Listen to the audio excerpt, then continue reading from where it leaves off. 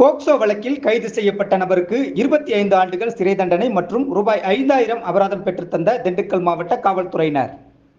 வெள்ளிக்கிழமை மாலை 5:30 மணியளவில் கிடைக்கப்பெற்ற தகவலின்படி, திண்டுக்கல் மாவட்டம் நத்தம் காவல் நிலைய எல்லைக்குட்பட்ட பகுதியில் கடந்த 2022ஆம் ஆண்டு சிறுமியை காதலிப்பதாக ஆசை வார்த்தை கூறி திருமணம் செய்து பாலியல் வன்புணர்வு செய்த ஆர். புதுக்கோட்டை பகுதியைச் சேர்ந்த சுரேஷ் வயது 25 என்பவரை நத்தம் காவல் நிலைய போலீசார் போக்சோ வழக்கில் கைது செய்து நீதிமன்றத்தில் ஆஜர்படுத்தி சிறையில் அடைத்தனர்.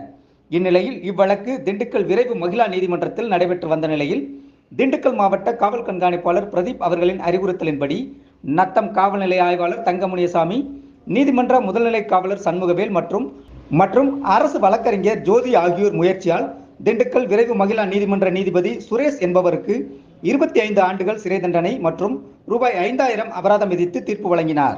மேலும் இந்த ஆண்டு தற்போது வரை 27 போக்சோ வழக்குகளுக்கு தீர்ப்பு வழங்கப்பட்டது குறிப்பிடத்தக்கது.